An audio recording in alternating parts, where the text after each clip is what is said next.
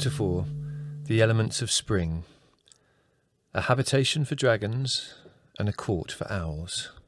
Isaiah chapter 34. Spring, in its season, came like a fever. It was as though the island shifted and turned uneasily in the warm, wet bed of winter, and then, suddenly and vibrantly, was fully awake, stirring with life under a sky as blue as a hyacinth bud, into which a sun would rise, wrapped in a mist as fragile and as delicately yellow as a newly completed silkworm cocoon. For me, spring was one of the best times, for all the animal life of the island was astir, and the air full of hope. Maybe today I would catch the biggest terrapin I had ever seen, or fathom the mystery of how a baby tortoise, emerging from its egg as crushed and wrinkled as a walnut, would within an hour have swelled to twice its size and have smoothed out most of its wrinkle in consequence. The whole island was a bustle and a ringing with sound. I would awake early, breakfast hurriedly under the tangerine trees already fragrant with the warmth of the early sun, gather my nets and collecting boxes, whistle for Roger, whittle and puke, and set off to explore my kingdom. Up in the hills, in the miniature forests of heather and broom, where the sun-warmed rocks were embossed with the strange lichens like ancient seals, the tortoises would be emerging from their winter sleep, pushing aside the earth under which they'd slept, and jerking slowly out into the sun, blinking and gulping.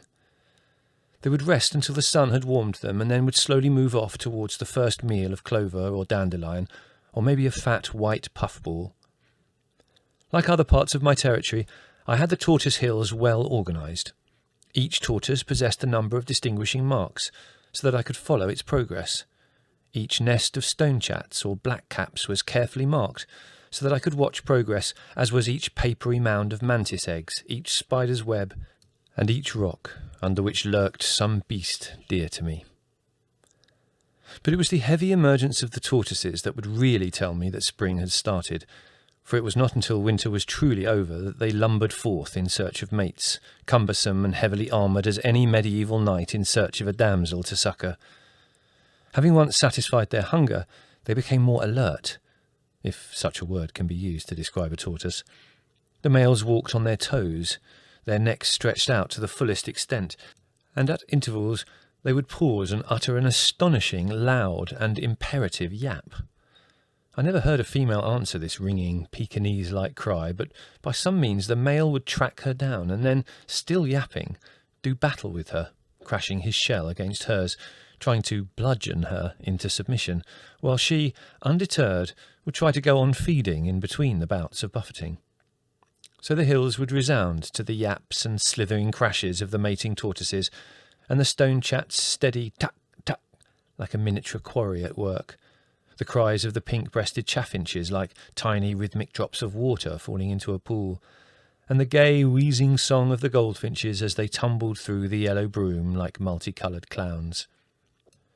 Down below the tortoise hills, below the old olive groves filled with wine-red anemones, asphodels and pink cyclamen, where the magpies made their nests and the jays would startle you with their sudden harsh despairing scream, lay the old Venetian salt pans spread out like a chessboard. Each field, some only the size of a small room, was bounded by wide, shallow, muddy canals of brackish water. It consisted of a little jungle of vines, maize, fig trees, tomatoes as acrid-smelling as stink-bugs, watermelons like the huge green eggs of some mythical bird, trees of cherry, plum, apricot and loquat, strawberry plants and sweet potatoes, all forming the larder of the island. On the seaward side, each brackish canal was fringed with canebrakes and reed beds, sharply pointed as an army of pikes, but inland, where the streams fell from the olive groves into the canals and the water was sweet, you got lush plant growth, and the placid canals were emblazoned with water lilies and fringed with golden kingcups. It was here that in the spring the two species of terrapin, one black with gold spots and one pinstriped delicately with grey, would whistle shrilly, almost like birds, as they pursued their mates. The frogs, green and brown with leopard-patched thighs, looked as though they were freshly varnished. They would clasp each other with passionate pop-eyed fervour, or gurk an endless chorus, and lay great cumulus clouds of grey spawn in the water. In places where the canals were bordered by shade-giving canebrakes, fig and other fruit trees, the diminutive tree frogs, vivid green, with skin as soft as a damp chamois leather, would puff up their little yellow throat pouches to the size of walnuts and croak in a monotonous tenor voice.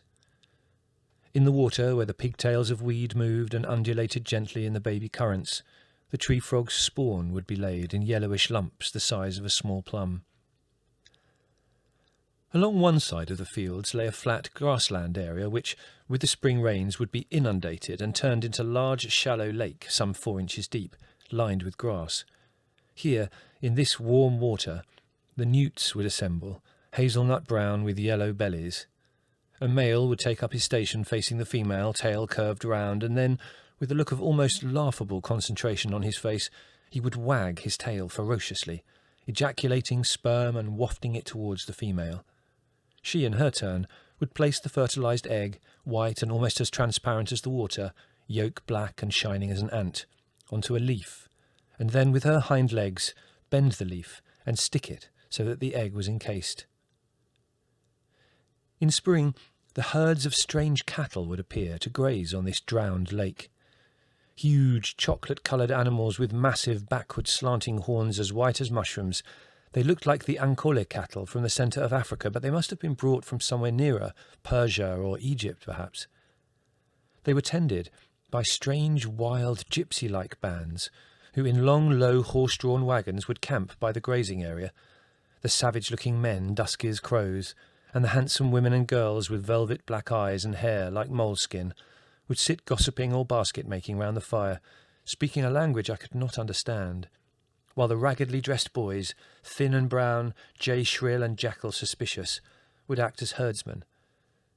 The great beasts' horns would clack and rattle together like musketry as they barged each other out of the way in their eagerness to feed. The sweet cattle smell of their brown coats lingered in the warm air after them like the scent of flowers.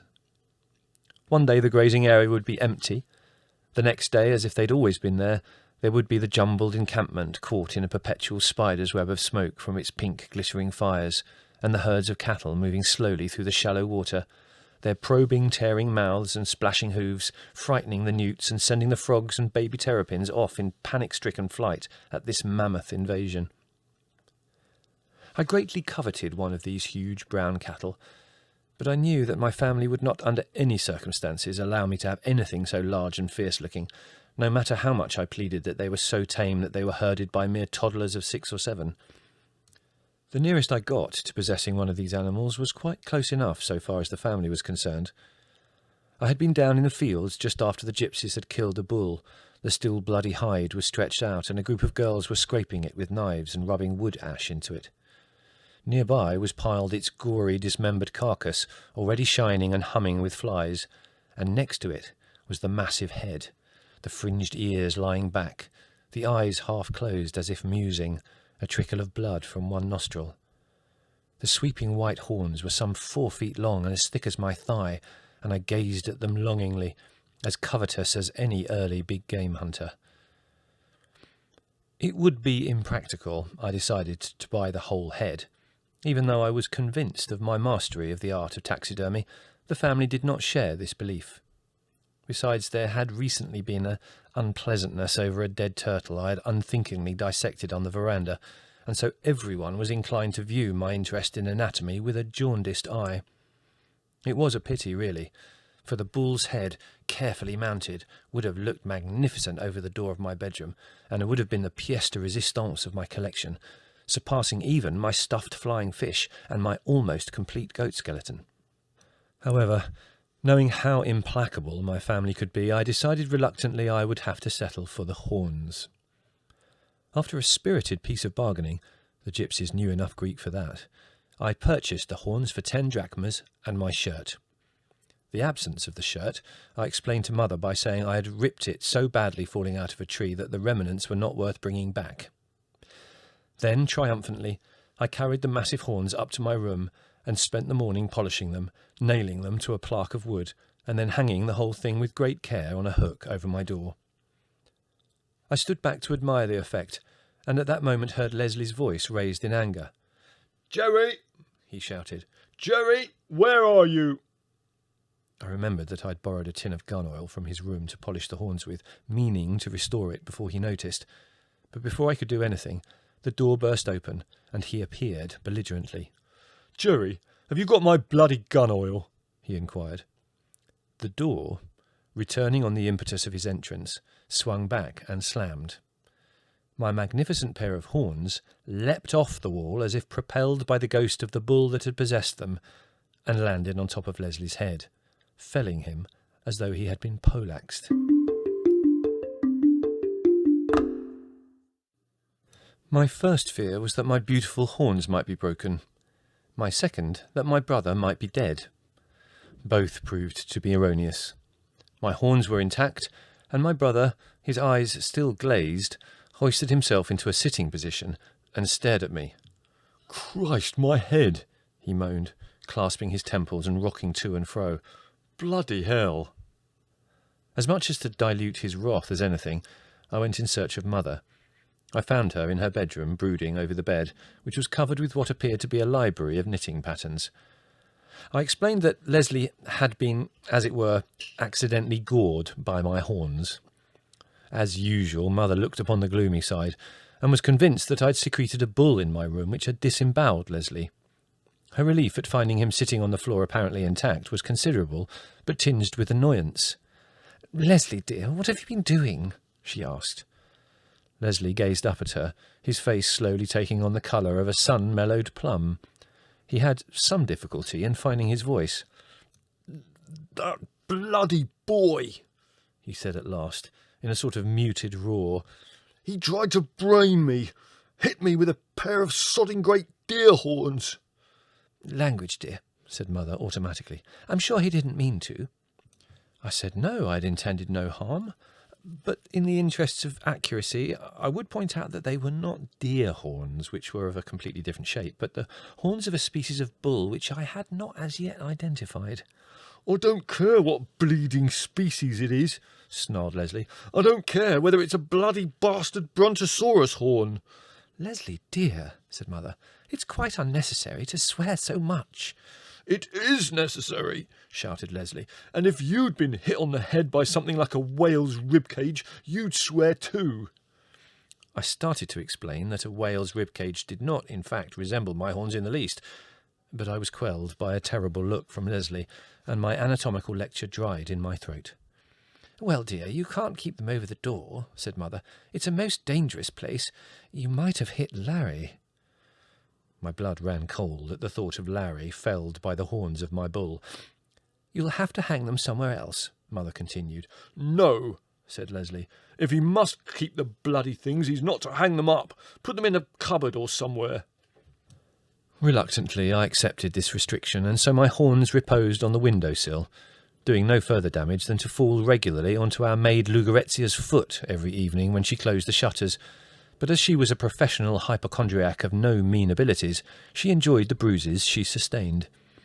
But this incident put a blight on my relationship with Leslie for some time, which was the direct cause of my unwittingly arousing Larry's ire.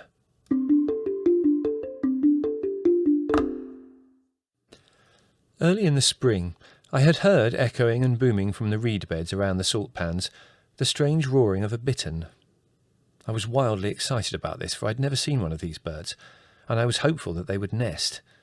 But pinpointing the exact area in which the birds were operating was difficult, for the reed beds were extensive. However, by spending some considerable time perched in the higher branches of an olive tree on a hill commanding the reeds, I succeeded in narrowing down the field of search to an acre or two. Soon the bitterns stopped calling, and I felt sure they were nesting. I set off early one morning, leaving the dogs behind. I soon reached the fields and plunged into the reed beds, moving to and fro like a questing hound, refusing to be tempted away from my objective by the sudden ripple of a water snake, the clop of a jumping frog, or the tantalizing dance of a newly hatched butterfly. Soon I was in the heart of the cool, rustling reeds, and I then found, to my consternation, that the area was so extensive and the reeds so high that I was completely lost. On every side I was surrounded by a fence of reeds, and their leaves made a flickering green canopy above me through which I could see the vivid blue sky.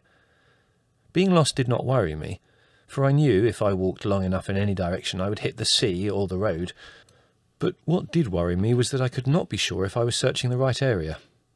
I found some almonds in my pocket and sat down to eat them while I considered the problem.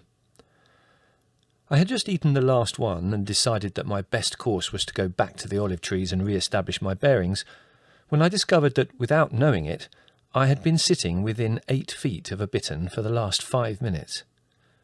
He was standing there, stiff as a guardsman, his neck stretched up straight, his long greenish-brown beak pointing skywards, while from each side of his narrow skull his dark protuberant eyes gazed at me with a fierce watchfulness. His body, pale fawn mottled with dark brown, merged into the shimmering shadow-flecked reeds perfectly, and to add to the illusion that he was part of the moving background, the bird swayed from side to side. I was enchanted, and sat watching him, hardly daring to breathe. Then there was a sudden commotion among the reeds, and the bittern abruptly stopped looking like a reed, and launched himself heavily into the air as Roger, with lolling tongue and eyes beaming with bonhomie, came crashing into view. I was torn between remonstrating with Roger for having frightened the bittern and praising him for his undoubted feat of having tracked me down by scent over a difficult route of about 1.5 miles. However, Roger was obviously so delighted with his own achievement that I had not the heart to scold him. I found 2 almonds I had overlooked in my pocket and gave them to him as a reward. Then we set to work to search for the bittern's nest. We soon found it, a neat pad of reeds with the first greenish egg lying in the cup. I was delighted and determined to keep a close watch on the nest to note the progress of the young. Then, carefully bending the reeds to mark the trail, I followed Roger's stumpy tail. He obviously had a much better sense of direction than I had, for within 100 yards we'd reached the road, and Roger was shaking the water off his woolly coat and rolling in the fine, dry, white dust. As we left the road and made our way up the hillside through the olive grove, sparkling with light and shade, coloured with 100 wild flowers, I stopped to pick some anemones for Mother. While I gathered the wine-coloured flowers, I brooded on the problem of the bitterns. When the hen bird had reared her brood to the stage when they were fully feathered, I would dearly have liked to kidnap 2 and add them to my not inconsiderable menagerie. The trouble was the fish bill for my present creatures, a black-backed gull, 24 terrapins and 8 water snakes, was considerable, and I felt that Mother would view the addition of 2 hungry young bitterns with mixed feelings, to say the least. Pondering this problem, it was some time before I became aware that someone was piping an urgent beckoning call on a flute. I glanced down at the road below, and there was the Rose Beetle Man. He was a strange itinerant pedlar I frequently met on my expeditions through the olive groves. Slender, foxy-faced and dumb, he wore the most astonishing garb, a huge floppy hat, to which were pinned many strings tied to glittering gold-green rose beetles. His clothes mended with many multicoloured bits of cloth, so that it looked almost as though he were wearing a patchwork quilt. A great bright blue cravat completed his ensemble. On his back were bags and boxes, cages full of pigeons, and from his pockets he could produce anything from wooden flutes, carved animals or combs, to bits of the sacred robe of Saint Spiridion. One of his chief charms, as far as I was concerned, was that, being dumb, he had to rely on a remarkable ability for mimicry. He used his flute as his tongue. When he saw that he'd caught my attention, he took the flute from his mouth and beckoned. I hurried down the hill, for I knew that the Rose Beetle Man sometimes had things of great interest. It was he, for example, who had got me the biggest clamshell in my collection and, moreover, with the 2 tiny parasitic pea crabs still inside. I stopped by him and said good morning. He smiled, showing discoloured teeth, and doffing his floppy hat with an exaggerated bow, setting all the beetles that were tied to it buzzing sleepily on the end of their strings like a flock of captive emeralds. Presently, after inquiring after my health by leaning forward and peering questioningly and anxiously, wide-eyed, into my face, he told me that he was well by playing a rapid, gay, rippling tune on his flute, and then drawing in great lungfuls of warm spring air and exhaling them, his eyes closed in ecstasy. Thus, having disposed of the courtesies, we got down to business. What, I inquired, did he want of me? He raised his flute to his lips, gave a plaintive, quavering hoot, prolonged and mournful, and then, taking the flute from his lips, opened his eyes wide and hissed, swaying from side to side and occasionally snapping his teeth together. As an imitation of an angry owl, it was so perfect that I almost expected the Rose Beetle Man to fly away. My heart beat with excitement, for I had long wanted a mate for my Scops owl, Ulysses, who spent his days sitting like a carved totem of olive wood above my bedroom window, and his nights decimating the mouse population around the villa. But when I asked him, the Rose Beetle Man laughed to scorn my idea of anything so common as a Scops owl. He removed a large cloth bag from the many bundles with which he was encumbered, opened it, and carefully tipped the contents at my feet. To say that I was struck speechless was putting it mildly, for there, in the white dust, tumbled 3 huge owlets, hissing and swaying and beak-cracking in what seemed to be a parody of the Rose Beetle Man, their tangerine golden eyes enormous with a mixture of rage and fear. They were baby eagle owls, and as such so rare as to be a prize almost beyond the dreams of avarice. I knew that I must have them. The fact that the acquisition of the 3 fat and voracious owls would send the meat bill up in the same way as the addition of the bitterns to my collection would have affected the fish bill was neither here nor there. Bitterns were things of the future which might or might not materialise, but the owls, like large greyish-white snowballs, beak-clicking and rumbering in the dust, were solid fact.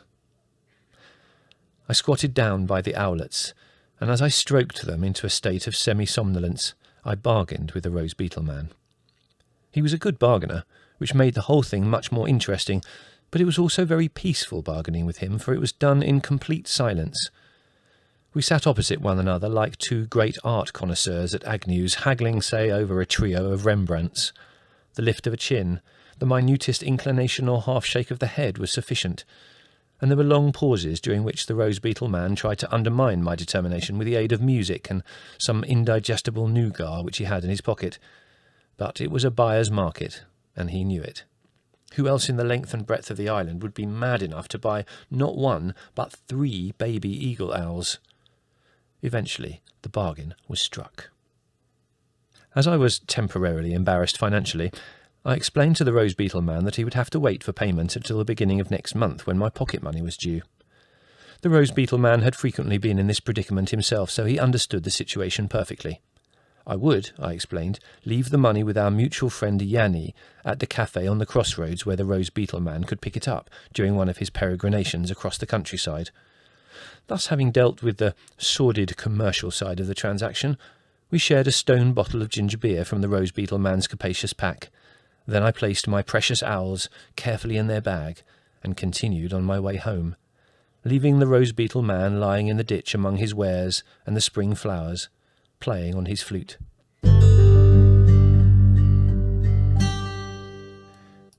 It was the lusty cries the owlets gave on the way back to the villa that suddenly brought home to me the culinary implications of my new acquisitions. It was obvious that the Rose Beetle Man had not fed his charges. I did not know how long he'd had them, but judging from the noise they were making, they were extremely hungry. It was a pity, I reflected, that my relations with Leslie were still slightly strained, for otherwise I could have persuaded him to shoot some sparrows or perhaps a rat or 2 for my new babies. As it was, I could see I'd have to rely on my mother's unfailing kindness of heart. I found her ensconced in the kitchen, stirring frantically at a huge aromatically bubbling cauldron, frowning at a cookbook in one hand, her spectacles misty, her lips moving silently as she read. I produced my owls with the air of one who is conferring a gift of inestimable value. My mother straightened her spectacles and glanced at the 3 hissing, swaying balls of down. "Very nice, dear," she said in an absent-minded tone of voice. "Very nice. Put them somewhere safe, won't you?" I said that they would be incarcerated in my room and that nobody would know that I'd got them.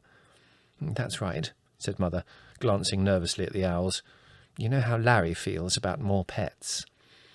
I did indeed, and I intended to keep their arrival a secret from him at all costs. There was just one minor problem, I explained. and that was that the owls were hungry, were, in fact, starving to death. "Poor little things," said Mother, her sympathies immediately aroused. "Give them some bread and milk." I explained that owls ate meat, and that I'd used up the last of my meat supply. Had Mother perhaps a fragment of meat that she could lend me so that the owls did not die? "Well, I'm a bit short of meat," said Mother. "We're having chops for lunch. Go and see what's in the icebox." I went to the massive icebox in the larder that contained our perishable foodstuffs and peered into its icy, misty interior. All I could unearth were the 10 chops for lunch, and even these were hardly meal enough for 3 voracious eagle owls. I went back with this news to the kitchen. "Oh dear," said Mother. "Are you sure they won't eat bread and milk?" I was adamant. Owls would only eat meat. At that moment, one of the babies swayed so violently he fell over, and I was quick to point this out to Mother as an example of how weak they were getting. "Well, I suppose you'd better take the chops, then," said Mother, harassed. "We'll just have to have vegetable curry for lunch." Triumphantly, I carried the owls and the chops to my bedroom and stuffed the hungry babies full of meat. As a consequence of the owls' arrival, we sat down to lunch rather late. "I'm sorry we're not earlier," said Mother, uncovering a tureen and letting loose a cloud of curry-scented steam, "but the potatoes wouldn't cook for some reason." "I thought we were going to have chops," complained Larry aggrievedly. "I spent all morning getting my taste buds on tiptoe with the thought of chops. What happened to them?" "I'm afraid it's the owls, dear," said Mother apologetically. "They have such huge appetites." Larry paused, a spoonful of curry halfway to his mouth. "Owls?" he said, staring at Mother. "Owls? What do you mean, owls? What owls?" "Oh," said Mother, flustered, having realised that she had just made a tactical error. "Just owls. Birds, you know. Nothing to worry about." "Are we having a plague of owls?" Larry inquired. "Are they attacking the larder and zooming out with bunches of chops in their talons?" No, dear, they're only babies. They wouldn't do that. They have the most beautiful eyes, and they were simply starving, poor little things." "I bet there's some new creatures of Gerry's," said Leslie sourly. "I heard him crooning to something before lunch." "Then he's got to release them," barked Larry. I said I could not do this, as they were babies. "Only babies, dear," said Mother placatingly. "They can't help it." "What do you mean they can't help it?" said Larry. "The damn thing's stuffed to the gills with my chops." "Our chops," Margot interrupted. "I don't know why you have to be so selfish." "It's got to stop," Larry went on, ignoring Margot. "You indulge the boy too much." "They're just as much our chops as yours," said Margot. "Nonsense, dear," said Mother to Larry. "You do exaggerate. After all, it's only some baby owls." "Only," said Larry bitingly. "He's already got one owl, and we know that to our cost." "Ulysses is a very sweet bird and no trouble," put in Mother defensively. "Well, he might be sweet to you," said Larry, "but he hasn't come and vomited up all the bits of food he has no further use for all over your bed." "That was a long time ago, dear, and he hasn't done it again." "And what's it got to do with our chops, anyway?" asked Margot. "It's not only owls," said Larry, "though God knows if this goes on we'll start to look like a thingy. You don't seem to have any control over him. Look at that business with the turtle last week." "That was a mistake, dear. He didn't mean any harm." "A mistake," said Larry witheringly. "He disembowelled the bloody thing all over the veranda. My room smelled like the interior of Captain Ahab's boat. It's taken me a week, and the expenditure of about 500 gallons of eau de cologne to freshen it up to the extent where I can enter it without fainting." "We smelled it just as much as you did," said Margot indignantly. "Anyone would think you were the only one to smell it." "Yes," explained Leslie. "It smelled worse in my room. I had to sleep out on the back veranda. I don't know why you think you're the only one who ever suffers." "I don't," said Larry witheringly. "I'm just not interested in the suffering of lesser beings." "The trouble with you is that you're selfish," said Margot, clinging to her original diagnosis. "All right," snapped Larry. "Don't listen to me. You'll all complain soon enough when your beds are waist-deep in owl vomit. I shall go and stay in a hotel."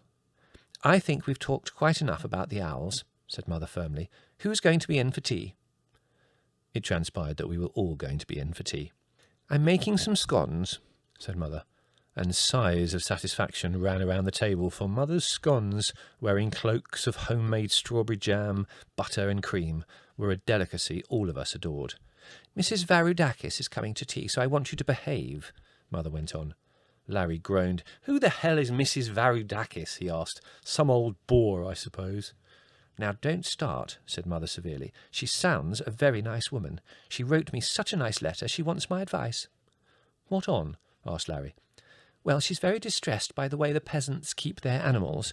You know how thin the dogs and cats are, and those poor donkeys with sores that we see.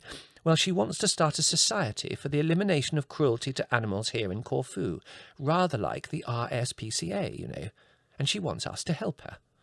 "Well, she doesn't get my help," said Larry firmly. "I'm not helping any society to prevent cruelty to animals. I'd help them to promote cruelty." "Now, Larry, don't say things like that," said Mother severely. "You know you don't mean it." "Of course I do," said Larry. "And if this Varudakis woman spent a week in this house, she'd feel the same. She'd go round strangling owls with her bare hands, if only to survive." "Well, I want you all to be polite," said Mother firmly, adding, "and you're not to mention owls, Larry. She might think we're peculiar." "We are," concluded Larry with feeling. After lunch, I discovered that Larry, as he so often did, had alienated the two people who might have been his allies in his anti-owl campaign, Margot and Leslie. Margot, on seeing the owlets, went into raptures. She had just acquired the art of knitting, and with lavish generosity offered to knit anything I wanted for the owls. I toyed with the idea of having them all dressed in identical striped pullovers, but discarded this as impractical and reluctantly refused the kind suggestion. Leslie's offer of help was more practical. He said he would shoot a supply of sparrows for me. I asked whether he could do this every day. "Well, not every day," said Leslie. "I might not be here, I might be in town or something, but I will when I can."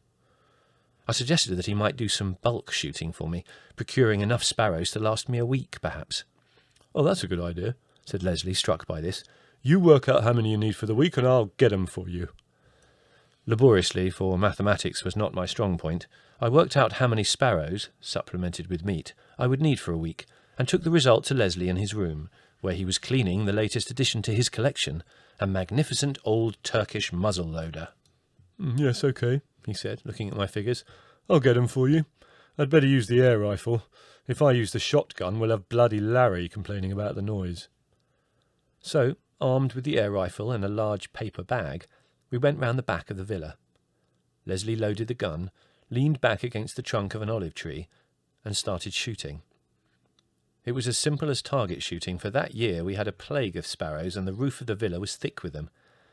As they were picked off by Leslie's excellent marksmanship, they rolled down the roof and fell to the ground, where I would collect them and put them in my paper bag.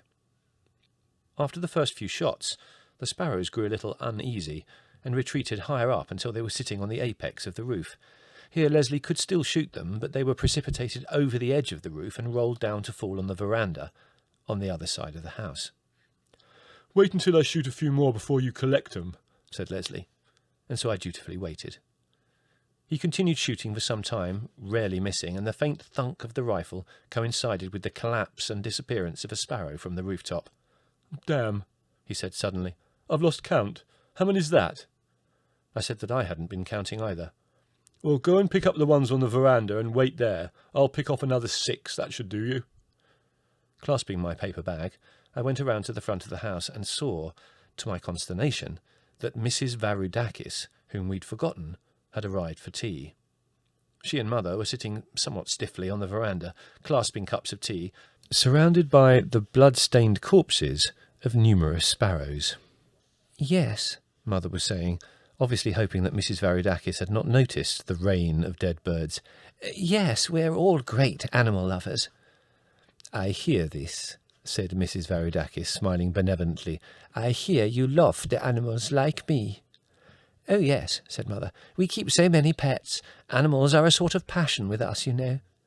She smiled nervously at Mrs. Varudakis, and at that moment a dead sparrow fell into the strawberry jam. It was impossible to cover it up, and equally impossible to pretend it was not there. Mother stared at it as though hypnotized. At last she moistened her lips and smiled at Mrs. Varidakis, who was sitting with her cup poised, a look of horror on her face. "A sparrow," Mother pointed out weakly. "They, seem to be dying a lot this year." At that moment, Leslie, carrying the air rifle, strode out of the house. "Have I killed enough?" he inquired. The next 10 minutes were fraught with emotion. Mrs. Varidakis said she had never been so upset in her life, and that we were all fiends in human shape. Mother kept saying that she was sure Leslie had not meant to cause offence, and that, anyway, she was sure the sparrows had not suffered. Leslie, loudly and belligerently, went on repeating that it was a lot of bloody fuss about nothing, and anyway, owls ate sparrows, and did Mrs. Varidakis want the owls to starve, eh? But Mrs. Varidakis refused to be comforted. She wrapped herself, a tragic and outraged figure, in her cloak, shudderingly picked her way through the sparrows' corpses, got into her cab, and was driven away through the olive groves at a brisk trot. "I do wish you children wouldn't do things like that," said Mother, shakily pouring herself a cup of tea while I picked up the sparrows. "It really was most careless of you, Leslie." "Well, how was I to know the old fool's out here?" said Leslie indignantly. "I can't be expected to see through the house, can I?" "You should be more careful, dear," said Mother. "Heaven knows what she must think of us." "She thinks we're savages," said Leslie, chuckling. "She said so. She's no loss, silly old fool." "Well, the whole thing's given me a headache. Go and ask Lucrezia to make some more tea, Gerry, will you?" 2 pots of tea and several aspirins later, Mother was beginning to feel better. I was sitting on the veranda giving her a lecture on owls, to which she was only half listening, saying, "Yes, dear, how interesting," at intervals, when she was suddenly galvanised by a roar of rage from inside the villa. "Oh, dear, I can't stand it," she moaned. "Now what's the matter?" Larry strode out onto the veranda. "Mother," he shouted, "this has got to stop. I won't put up with it." Now, dear, don't shout. What's the matter?" Mother inquired. "It's like living in a bloody natural history museum." "What is, dear?" "This is. Life here. It's intolerable. I won't put up with it," shouted Larry. "But what's the matter, dear?" Mother asked, bewildered. "I go to get myself a drink from the icebox, and what do I find?" "What do you find, dear?" asked Mother with interest. "Sparrows!" bellowed Larry. "Bloody great bags of super-eating, unhygienic sparrows." It was not my day.